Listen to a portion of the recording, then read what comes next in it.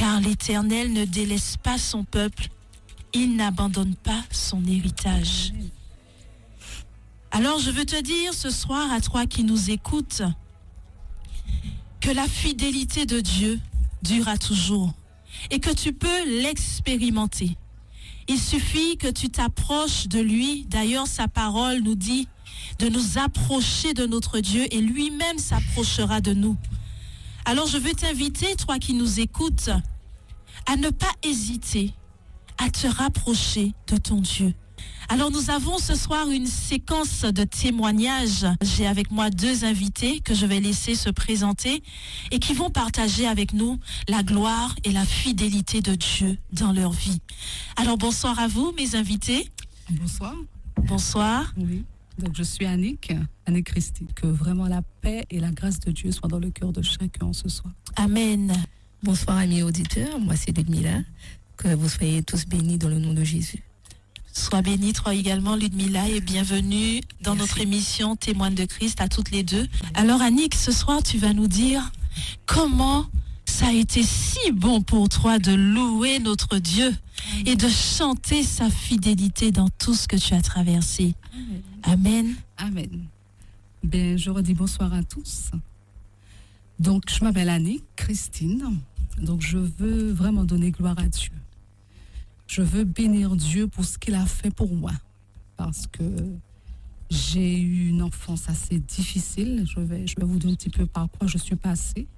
Et je peux dire aussi par quoi le Seigneur a permis. Parce que des fois, Dieu permet des choses pour sa gloire. Amen. Il sait ce qu'il fait. Notre Dieu est vraiment parfait dans toutes ses voies. Amen. Donc, j'ai eu une enfance assez heureuse. On était vraiment unis. On était une famille aimante. Mon père et ma mère étaient mariés. Nous étions 4, 3 sœurs et un frère. Malheureusement, j'ai perdu mon frère. Et puis, voilà, on voyageait, on visitait des amis. On était une famille qui recevait beaucoup. Il y avait tout le temps la fête chez nous. Voilà, on s'aimait, c'était vraiment l'unité. Jusqu'au jour où les choses ont basculé. Donc, je ne vais pas rentrer par contre dans certains détails, par respect voilà, pour mes parents, plus pour ma mère, parce que je sais que mes parents sont tous les 2 chrétiens. Ils ont donné leur vie à Christ. En fait, toute ma famille est chrétienne, à part mes neveux et nièces qui ont accepté le Seigneur. Mais bon, je crois qu'avec la grâce de Dieu, ils vont passer par les eaux du baptême et c'est ce que je demande au Seigneur. Et puis, entre mon père et ma mère, ça n'allait pas. Vous savez, comme dans les couples, il y a des hauts, il y a des bas. Et puis, mon père a commencé à boire. Donc, mon père était vraiment alcoolique. Mais quand je vous dis alcoolique, c'était au point où mon père ne savait pas ce qu'il faisait. Lui-même se demandait comment il pouvait conduire dans un tel état d'ivresse. Il rentrait, on ne le reconnaissait pas. Au point où, quand il entrait, on prenait tous les couteaux. On cachait les couteaux sous nos oreillers. On avait peur. Mes sœurs et mon frère et moi, on était apeurés. Je me souviens que je tremblais dans mon lit. On surveillait les phares de sa voiture quand il arrivait. On disait, papa arrive, papa arrive. On courait dans la cuisine, on prenait les couteaux, on cachait. C'était pas quelqu'un de violent, hein. Il ne nous battait pas, mais on avait peur. On imaginait que ça pouvait aller plus loin. Et puis, donc ça a continué à se dégrader. Ça a vraiment continué à se dégrader dans ma famille. Et puis un jour, on allait à l'école. Je me retrouve en France.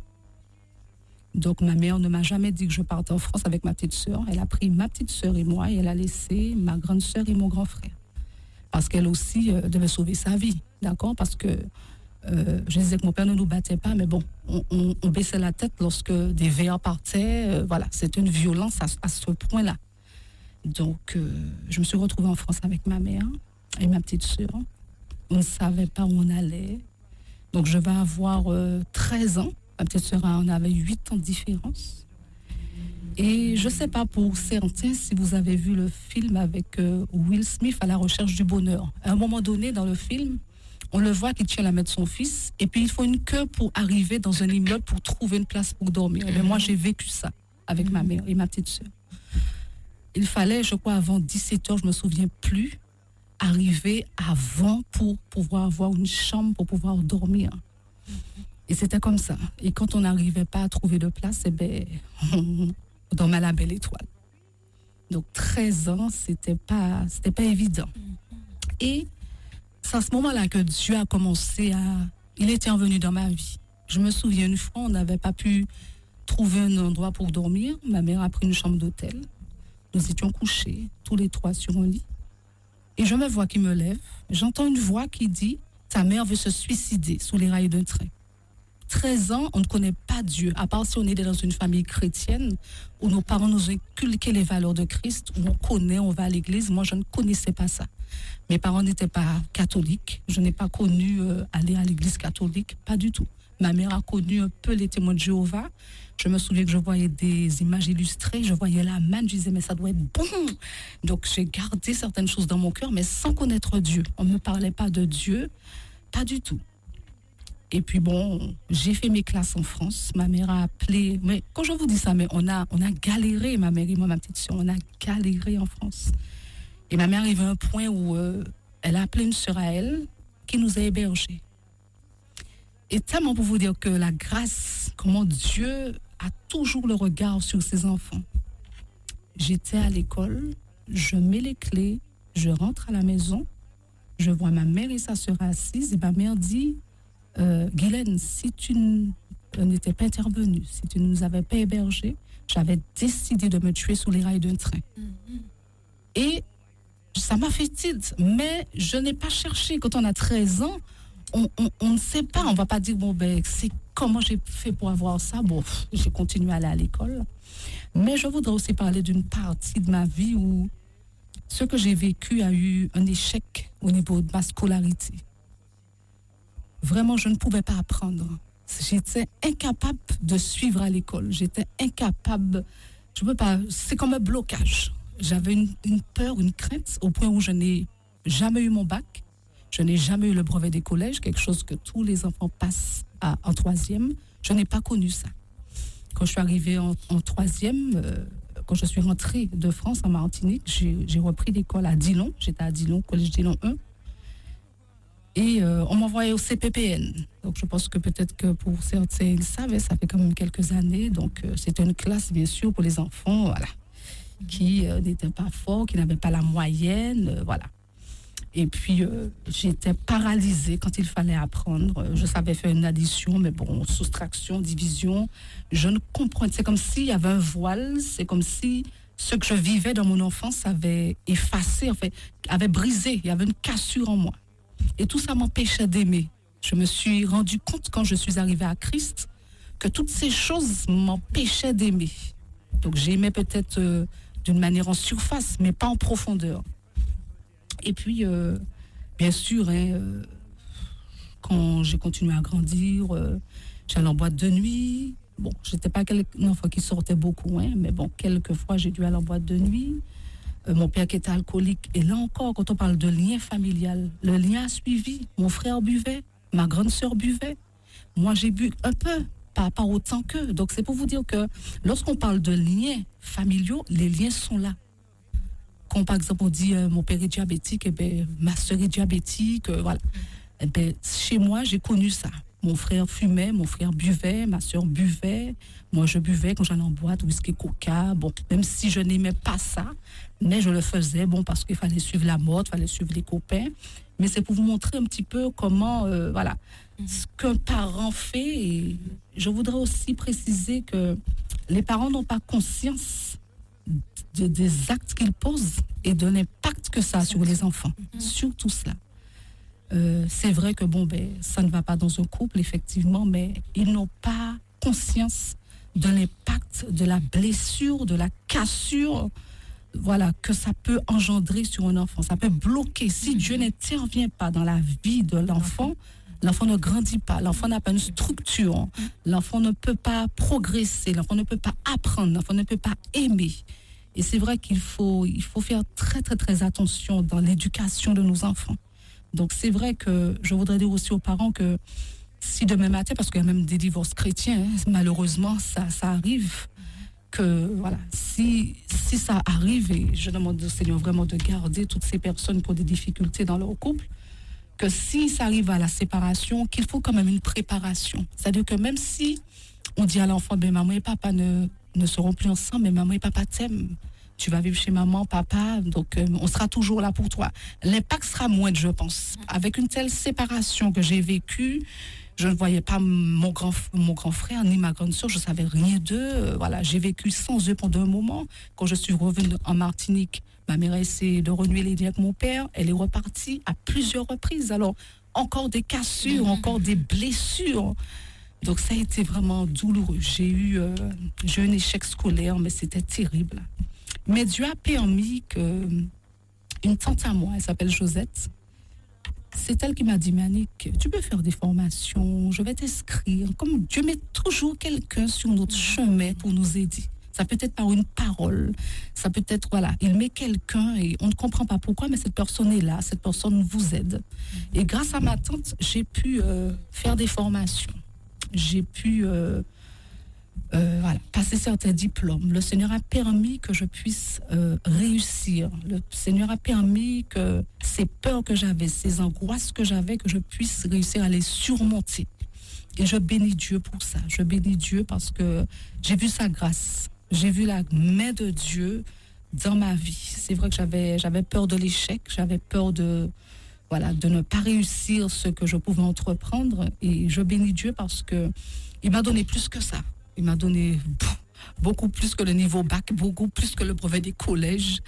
Voilà, je suis pâtissière, j'ai travaillé dans la petite enfance, je peux ouvrir une crèche, je peux ouvrir, voilà, il y a pas mal de choses que je peux faire, mais c'est uniquement grâce vraiment à Dieu. Mais je voudrais préciser quelque chose dans mon témoignage. Lorsque je vous ai dit que mon père était alcoolique, il était violent aussi, mon père était docker sur le port de Fort-de-France. Je parle de ça librement parce que lui aussi, il témoigne de ça aussi librement que moi. Il a déjà donné son témoignage plein de fois.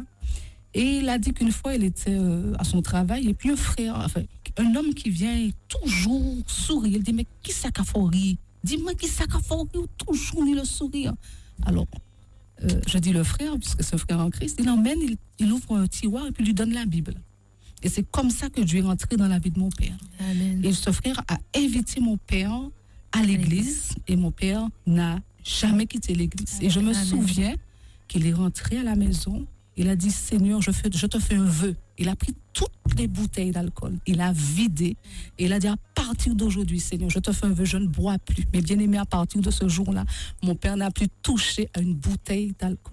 Amen. Vous connaissez le pain doux, j'ai un papa qui est pain doux, j'ai un papa d'amour, je bénis Dieu tous les jours pour le Père qu'il m'a donné, parce que quand on vous dit que Christ change un homme, j'ai expérimenté comment Christ a changé mon Père, non, c'est extraordinaire, il nous disait toujours, pas fait la fête et puis bon Dieu, c'est moment là, paf, bon Dieu, pas comme les autres, c'est bâtiment les autres, pas fait toujours. Et ça nous a toujours marqué. Jusqu'à maintenant, on raconte de ça, mais j'ai un papa vraiment merveilleux. J'ai vu la transformation dans le cœur de mon père. J'ai vu quelqu'un rempli d'amour. Il ne nous disait pas qu'il nous aimait parce qu'il n'avait pas reçu, on ne peut pas donner ce qu'on n'a pas. Mais mon père, vraiment, je bénis Dieu et je remercie Dieu pour la famille qu'il m'a donnée, parce que dans tous ces moments difficiles, ça nous a soudés, ça nous a unis. Je peux vous dire que la moindre occasion, on se retrouve ensemble, on prie ensemble, mes sœurs sont chrétiennes. Donc, je bénis Dieu, même si ces moments étaient difficiles, mais Dieu nous brise. Moi, je sais que dans tous ces moments où Dieu m'a brisé, Dieu m'a emmené vraiment, j'ai été humiliée aussi, parce que quand je vous dis que j'ai des échecs scolaires, quand j'allais au tableau, j'écrivais sur ma main. Quand la maîtresse me disait, Christine, après vous allez faire l'addition. Oui, madame. C'était écrit dans ma main parce que j'avais une peur, je ne savais pas, je ne pouvais pas compter, je ne savais rien faire. Je cachais, je mentais. Tu as eu ton bac, Annick? Je dis, oui, j'ai eu mon bac. Quel bac tu as eu? Je dis, je ne sais pas, je suis dans mon cœur, je ne sais pas quoi dire.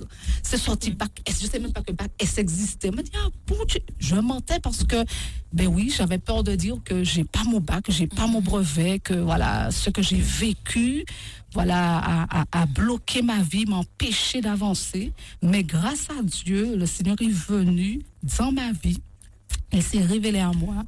Et je bénis Dieu pour cela. Je bénis Dieu pour ce qu'il a fait dans ma vie, pour le cheminement que j'ai aujourd'hui, pour la paix qu'il a mis dans mon cœur, pour vraiment, je dirais, la ferveur maintenant que j'ai pour servir Christ. Je bénis le Seigneur pour tout ce qu'il a fait pour moi. C'est vrai que j'ai péché contre lui, c'est vrai que je suis tombée, même en tant que chrétienne, hein, je tiens aussi à le dire, parce qu'on n'est pas des super chrétiens, il ne faut pas se voiler la face. Je suis tombée dans le péché, voilà, et Dieu m'a relevée. Dieu m'a pardonné de mes péchés, je le crois sincèrement. Et je voudrais encourager, si un jeune, si un père, une mère m'entend, vraiment, dites à vos enfants que vous les aimez, dites à vos enfants que ils vont réussir, ne les rabaissez pas, même si vous vivez des choses difficiles dans votre foyer, ou voilà, ne montrez pas à l'enfant que c'est dur. Montrez-lui parlez-lui de Christ. Dites-lui, le Seigneur va nous aider. Priez, passez du temps dans la prière. Parce que je crois que si mes parents avaient connu Christ, effectivement, je n'aurais pas eu toutes ces choses. Je n'aurais pas souffert autant. Mais comme je dis, Dieu permet, il sait pourquoi. Il connaît le cheminement. Il sait par où il nous fait passer et là où il veut nous emmener. Et je bénis le Seigneur pour ça. Vraiment, je glorifie le nom du Seigneur pour la famille qu'il m'a donnée, pour les moments difficiles que j'ai eus. Et maintenant, j'ai une joie dans le Seigneur, j'ai une paix dans le Seigneur. Je vois la main de Dieu. Je peux demain matin parler à quelqu'un qui a des soucis. Je peux comprendre un jeune.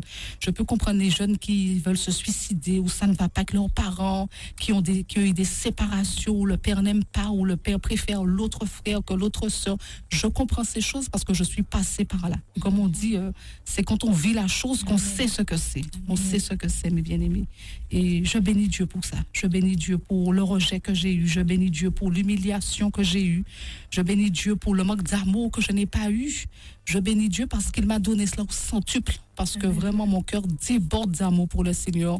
C'est vrai que Dieu est ma joie. Dieu est ma vie, il est ma respiration. Et je veux vraiment donner toute la gloire au Seigneur, Jésus-Christ de Nazareth.